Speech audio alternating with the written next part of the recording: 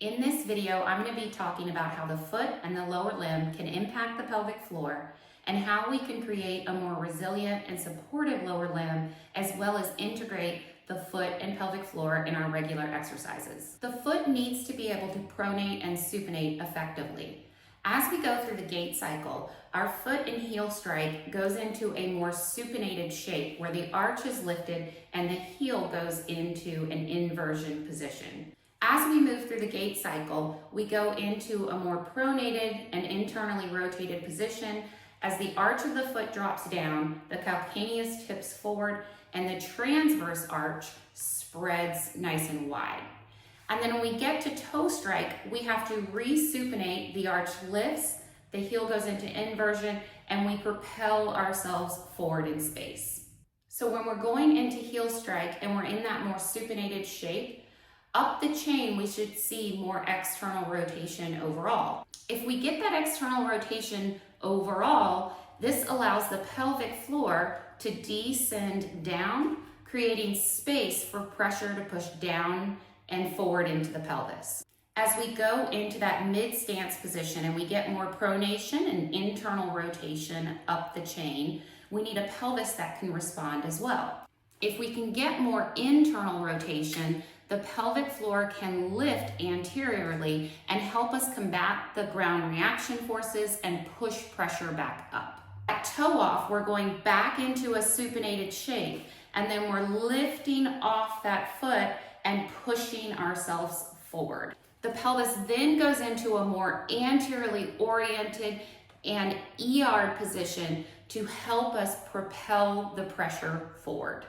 I'm going to link a video down below that teaches you how to begin working on pronation and supination and restoring the motion of the foot. The second big impact from the foot to the pelvic floor is often a lack of elasticity at the ankle. So we can have a really rigid midfoot where that arch stays kind of in a supinated shape and lifted, or we can have a really flat midfoot. Either way, if we see a lot of eversion here of the calcaneus or tipping in, we can assume that we've lost a little bit of Achilles elasticity, stiffness, and the ability to kind of spring forward. If we've lost the ability to create that stiffness at the ankle and spring ourselves forward, our muscles are going to have to work so much harder.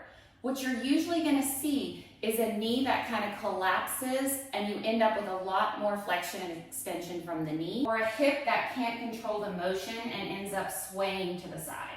If the Achilles is working really well, it acts like a spring. So as the muscle pulls on the Achilles, it creates a little bit of a stretch, and then that stretch creates a recoil that's free energy. And if we've lost the ability to have that free energy, and we're working extra hard overall, and we're sinking in our knees and sinking in our hips, up the chain, we're gonna have to find support.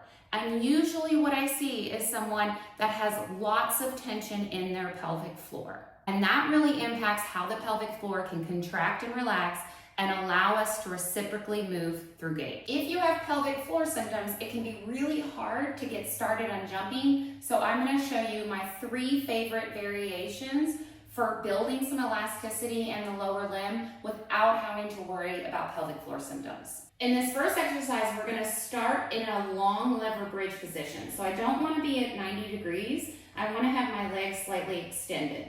From here, I'm gonna elevate my heel and peel my hips up off the ground so I'm in a bridge. Once I'm in that position, I'm gonna slowly start to see if I can hop and hold that tension in the lower limb and not allow my heel to hit the wall. Once you get good at this position, you can start making the hops quick, stiff, and go a little bit faster. This exercise is also great for getting your center of mass back because you're essentially laying on the ground and pushing your pelvis forward as you do the hops, which is mimicking a little bit more of a heel strike position. So I would recommend doing about 30 reps on each side for about 2 to 3 sets. So another exercise that's really great are pogo hops. But for a lot of people, especially people who are symptomatic with pelvic floor issues, they can end up leaking, having heaviness, prolapse sensations. So I like to start with this variation of pogos. I'm gonna take a ball and I'm gonna squeeze it between my thighs to activate my adductors, and I'm gonna make sure I'm exhaling in the beginning and coordinating it with the hop to help lift the pelvic floor. So this is what it looks like. I'm gonna squeeze and place my hands on the wall, which is gonna give me a little more support. I've got my heels elevated, and as I hop, I'm gonna start out a little bit slower, and I'm gonna exhale every time I hit the ground.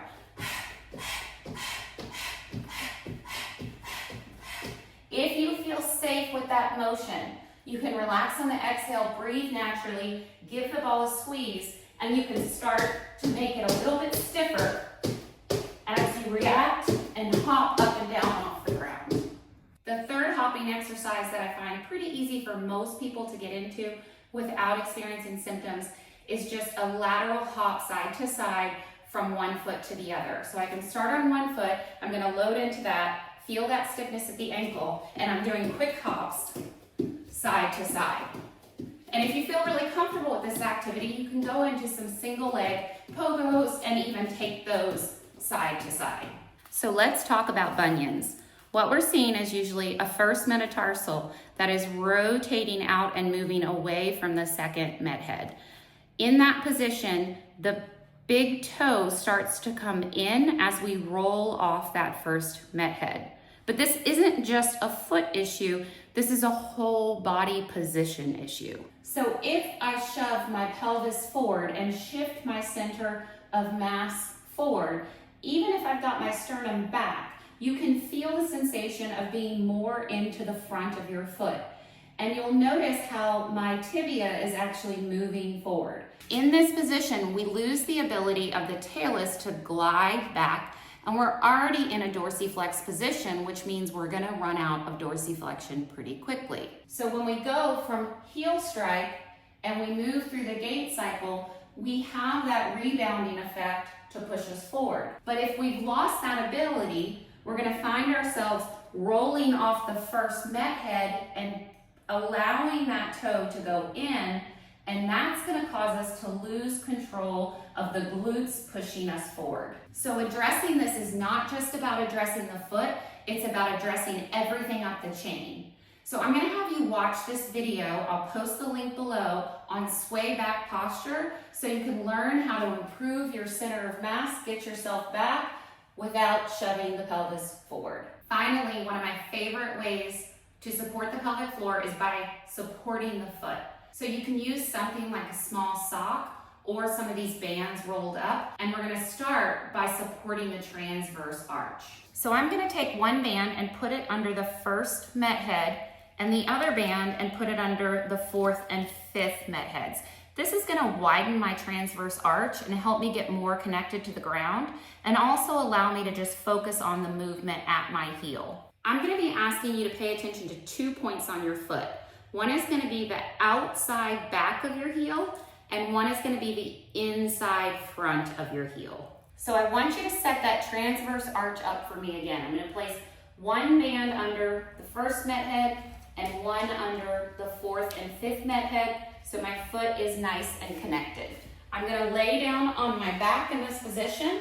I'm gonna scoot up so I'm at 90 degrees here. And from there, I want to find the outside of my heel in the back. In that position, I want you to elevate up into a bridge, and you're going to take a full inhale. Relax the pelvic floor. As you come down, I want you to slowly come down, find the inside of your heel. Exhale. And I want you to allow your pelvis to slightly tip forward as you drag your inner heel down the wall. So we're gonna do it again. I'm gonna come up, tuck the pelvis under, find the outside heel, take an inhale. Exhale as I come down. Find the inside heel, full exhale as I push pressure into that medial heel and drag down. Inside, inhale, find that outside heel. Pelvic floor relax, exhale. Pelvic floor lifts as I find the inside heel. Once you get comfortable with this position, we're gonna roll back and forth with your breath. Inhale, exhale. So here's a view of my foot from above so you can get a better sense of what my foot is doing. I'm gonna inhale, find the outside heel as I lift. Notice my knee slightly moves away. I'm gonna exhale as I find the inside heel, drag down and allow my pelvis to untuck. Again, inhale, tuck, find the outside heel. Relax the pelvic floor, exhale, contract, drag that inside heel, allow the pelvis to untuck. Inhale, lift. Exhale, drag down. All the air out. So you can use that activity to start with. It makes for a great warm-up or even an accessory exercise. Now we're going to move into a split squat. So I'm standing up and I'm going to use the exact same wedges. So I'm going to start out in a little bit of a shorter stance. I don't want to be way back here. I want to be able to center over my foot a little bit better. So we're going to do an inhale as we go down. To start, I'm finding the outside back of my heel, but as I go down, I want to find the inside front of my heel. So I'm going to inhale down. I'm going to hold this position. Exhale. Stay in that medial heel.